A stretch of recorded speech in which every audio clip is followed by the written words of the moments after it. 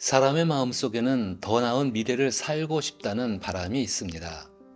또한 이전보다 더 나은 삶을 지속하고자 하는 욕구도 존재합니다. 그래서 사람들은 이러한 바람과 욕구를 이루기 위해 복을 구합니다. 따라서 복이라는 개념은 항상 우리의 관심을 끌고 있습니다.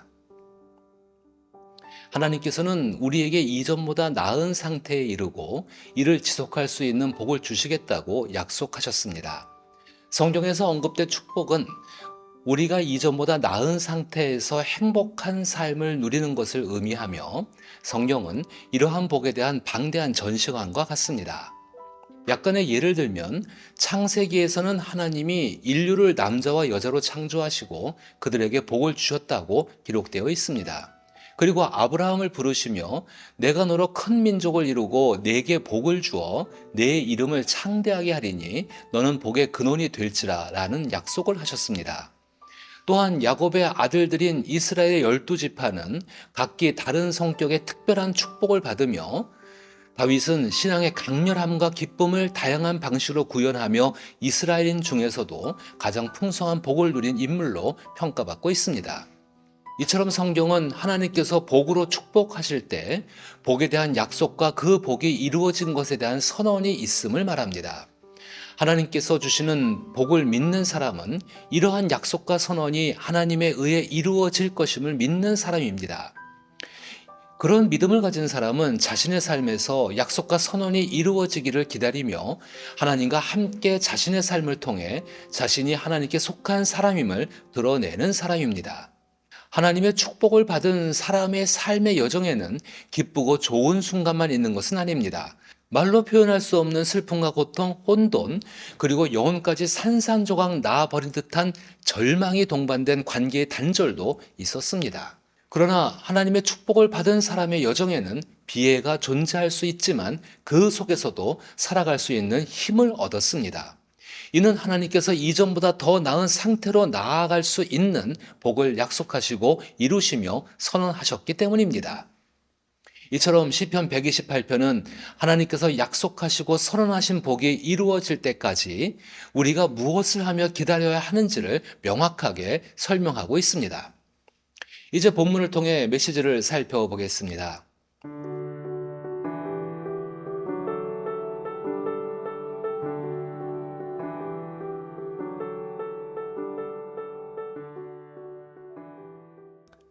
순례자의 노래 중 9번째 시이며 기도인 시편 128편은 시편 112편과 마찬가지로 하나님을 경외하고 그 말씀에 순종하는 삶을 살 때 하나님께서 주시는 복이 이루어짐을 일깨워 줍니다. 시편 112편에서는 하나님께 대한 정직한 삶을 살아가며 나누는 삶을 통해 하나님께서 약속하시고 선언하신 복이 이루어질 때까지 기다리는 삶을 설명하고 있습니다. 이를 통해 시편 1편에서 언급하는 하나님 말씀을 주야로 묵상하는 복 있는 자의 삶이 실천적인 삶임을 알 수 있었습니다. 시편 128편은 1절에서 복에 대한 명확한 정의를 내리고 있습니다. 2절과 3절에서는 유대인들이 가장 바라는 복의 모습을 한 장의 사파처럼 제시합니다. 이는 유대인들이 흔히 사용하는 문학적 기법으로 이를 통해 4절에서 여호와를 경외하는 자에게 하나님께서 반드시 그 복을 이루신다는 점을 강조합니다. 또한 5절과 6절에서는 하나님과 함께하는 복으로 인해 시인이 받은 은혜가 넘쳐 충만해지는 모습을 이야기합니다. 이러한 표현은 여호와를 경외하며 그의 길을 걷는 자마다 복이 있다는 하나님의 약속과 선언에 근거하여 복의 근원이 된 사람이 자신의 삶의 지경에 하나님의 복을 흘려보내는 모습을 강조하기 위한 것입니다. 이제 각 절을 구체적으로 살펴보며 그 의미를 생각해 보겠습니다. 시편 128편 1절은 복에 대해 여호와를 경외하며 그의 길을 걷는 자마다 복이 있도다라고 정의하고 있습니다. 이 구절은 하나님께서 주시는 복이 단순히 하나님으로부터 받는 것이 아니라 하나님과 함께 하는 것임을 강조하고 있습니다. 특히 주목해야 할 부분은 그의 길을 걷는 자마다라는 표현입니다. 그의 길은 성경에서 하나님께서 걸어가신 발자취를 의미합니다. 그리고 그 발자취를 따라 하나님을 신뢰하며 살아온 사람들의 모습을 나타냅니다. 또한 여기서 걷는 자마다라는 표현은 하나님에 대한 개인의 반응을 의미합니다. 개인이 경험하는 삶의 현실 속에서 자신과 함께 하시는 하나님께 어떻게 반응하고 있는지가 하나님의 중요한 관심사라는 것을 나타냅니다. 그러나 이 점에서 오해하지 말아야 할 것은 인간의 반응이 복을 주시는 하나님의 결정을 좌우할 수 있다는 것이 아니라는 것입니다. 여호와를 경외하는 신앙은 자신이 처한 삶의 상황에서 자신과 타인에게 하나님을 하나님으로 드러내야 한다는 것을 의미합니다. 이러한 삶은 시편 1편에서 언급된 복 있는 사람처럼 하나님을 통해 복된 존재로 변화될 수 있다는 메시지를 전달하고 있습니다. 하나님은 그 복된 삶을 우리에게 약속하신 것입니다. 2절로 넘어가면 내가 내 손이 수고한 대로 먹을 것이라 내가 복되고 형통하리로다 라고 말씀하십니다. 하나님을 경외하고 그의 말씀에 따라 살아가는 사람은 자신이 하는 일을 통해 기쁨을 누리게 됩니다. 자신이 수고한 만큼 얻을 수 있는 세상은 지배와 착취, 수탈이 없는 세상입니다. 밖에서 얻은 것을 집까지 편안하게 가져갈 수 있는 강도나 시기하여 빼앗는 삶이 없는 안전한 세상입니다. 더욱이 아담이 하나님을 불신했을 때 땅은 저주를 받았습니다. 그로 인해 그는 땀을 흘려 겨우 먹을 것을 얻어야 했습니다. 땀을 흘리는 노동은 가치가 있는 일입니다. 그러나 저주가 있는 세상에서는 수고한 가치가 제대로 인정받지 못합니다. 하지만 하나님과 동행하며 하나님으로 인해 우리가 수고한 가치는 인정받게 된다는 것입니다. 그리고 예수님 덕분에 우리는 힘들고 무거운 짐을 지고 살아가더라도 결국에는 그 짐을 벗고 하나님과 함께 인생의 길을 걸어갈 수 있다는 의미입니다. 이것이 얼마나 큰 복인지요. 다음으로 3절을 살펴보면 내 집 안방에 있는 내 아내는 결실한 포도나무 같으며 내 식탁에 둘러앉은 자식들은 어린 감람나무 같으로다 라고 기록되어 있습니다. 이 구절은 하나님을 경외하는 사람의 가정에 주어지는 복을 의미합니다. 상상해 보세요. 부모를 중심으로 가족이 둘러앉아 있는 모습이 얼마나 아름다울까요? 그들은 결실한 포도나무와 어린 감람나무처럼 복을 받고 행복해하는 모습입니다. 이런 모습은 유대인들이 상상하고 꿈꾸는 최고의 행복한 삶의 모습입니다. 우리가 아는 아담과 하와의 이야기를 떠올려 보면 그들은 에덴 동산에서 쫓겨난 후 여러 어려움을 겪었습니다. 그러나 하나님께서 주시는 복 덕분에 하나님을 경외하는 가정은 두려움 없이 자신감 넘치는 삶을 살고 있습니다. 이 가정의 모든 구성원은 이미 2절에서 언급된 하나님의 복을 받고 있는 것입니다. 그리고 이어진 4절을 보면 여호와를 경외하는 자는 이같이 복을 얻으리로다라고 선포하고 있습니다. 하나님을 경외하는 삶은 각자의 상황에 따라 다르게 나타납니다. 그러나 종교는 하나님을 경외하는 삶의 다양한 모습을 획일화하고 통일하려고 합니다. 또한 종교는 기준을 제시하고 그 기준을 척도로 삼아 하나님을 경외하는 삶을 측정하고 평가합니다.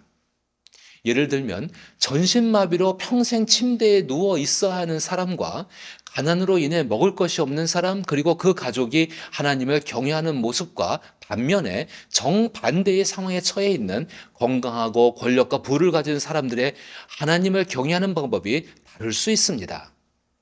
이처럼 하나님을 경외하는 방식은 다르지만 그 마음은 동일할 것입니다. 저는 종교가 눈에 보이지 않는다는 이유로 외면하는 것은 결국 마음이라고 생각합니다. 그러나 경외심은 외적인 모습보다 먼저 마음에서 시작됩니다. 종교는 종종 마음을 외면하려고 하지만 하나님을 경외하는 것은 우리의 내면에서 시작되어야 합니다. 마음이 결여된 경건함은 불쾌감을 주며 진정한 마음이 있을 때 경건함은 힘을 발휘합니다. 이제 시편 128편 5절과 6절에서는 하나님께서 복을 받은 사람을 통해 그 복이 어떻게 확장되는지를 살펴볼 수 있습니다. 하나님의 약속에 따라 아브라함과 그의 자손이 복의 근원이 되도록 하신 것입니다. 복의 근원이 된다는 것은 하나님으로 인해 다른 사람과 세상도 복되게 한다는 의미입니다. 5절에서는 여호와께서 시온에서 내게 복을 주실지어다. 너는 평생에 예루살렘의 번영을 보며라고 기록되어 있습니다.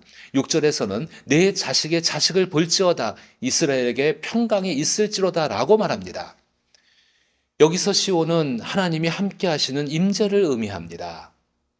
너라는 단수를 사용함으로써 하나님께서 한 사람을 통해서도 공동체와 가게를 복되게 하실 수 있다는 점을 강조하고 있습니다. 하나님을 마음 깊이 경외하고 그의 말씀을 따라 살아간다면 하나님과 함께하는 모든 사람들, 즉 이스라엘이라는 이름으로 표현되는 나라와 민족까지 하나님으로부터 복을 받고 평화로운 삶을 누릴 수 있습니다. 특히 5절은 메시아이신 예수 그리스도에 대한 예언으로 해석될 수 있습니다. 내게 복을 줄지어다에서 복을 받을 사람은 이 땅에 오셔서 세상의 복의 근원이 되신 주 예수 그리스도이십니다. 번영하는 예루살렘은 예수님을 자신의 구주로 믿고 하나님께 운명을 맡기며 예수님처럼 하나님의 말씀을 이루기 위해 함께 모인 사람들로 구성됩니다. 6절에서 언급된 내 자식의 자식은 계속해서 이어지는 믿음의 사람들을 의미합니다. 이처럼 예수님으로 시작된 복된 하나님 나라의 평화가 이들을 통해 계속해서 확장되고 있습니다. 따라서 하나님께서 주시는 축복은 예수님에 관한 이야기와 성경의 결론을 통해 이해할 수 있습니다. 예수님은 산상수훈의 서두에서 신앙인의 삶에 나타나는 8가지 주요 특성을 지적하며 이러한 특성을 지닌 사람들을 복 있는 자로 선언하셨습니다. 예수님은 제자의 길이 기존의 지위 하락이나 빈곤한 삶 또는 과거보다 더 낮은 상태를 의미하지 않음을 분명히 하셨습니다. 오히려 예수님은 우리의 가능성을 확장하고 생기를 불어넣어 넘치는 기쁨을 누리게 하십니다. 성경의 결론은 요한계시록에서 천둥소리와 같은 위대한 메시지로 나타나며 7교회에 대한 축복의 찬사를 담고 있습니다. 이러한 축복은 그리스도의 완전한 승리가 쟁취되고 그분의 영원한 통치가 확립되는 전쟁의 한가운데에서 발표된 것입니다. 요한계시록 전체는 하나님의 신비에 관한 복된 계시를 간직하고 지키는 이들이 받을 축복이라는 구조를 가지고 있습니다. 그래서 저는 복에 관한 시편 128편과 예수님의 말씀 그리고 성경의 이야기를 읽으면서 하나님의 축복을 체험하고 있는 이들과 가까이 지내면서 복이 결코 외적이거나 일시적인 것이 아니라는 점을 깨닫게 되었습니다. 뜻밖의 운수 대통이나 우연히 얻은 행운은 복의 본질과는 거리가 멉니다. 성경이 말하는 축복은 영혼의 내적인 힘이며 행복도 그로부터 비롯됩니다. 어떤 생명체도 이 내적인 힘 없이는 존재할 수 없습니다. 행복은 인간 외부의 어떤 것이 아니라 하나님의 역사가 영혼의 외부가 아닌 중심에 닿은 것입니다. 따라서 우리에게 채워지는 것은 외적인 것이 아니라 창조주 하나님께서 주시는 생명력, 즉 에너지라고 할 수 있습니다. 그것은 세상을 창조하신 하나님의 숨결이며 하나님과 동행하는 사람들에게 주시는 창조적이고 탁월한 삶을 살아가게 하는 능력을 의미합니다. 그로 인해 자신의 삶을 이전보다 나은 상태로 창조해 나갈 수 있는 능력과 그것을 지속할 수 있는 능력, 이것이 하나님과 함께하며 누리는 축복입니다.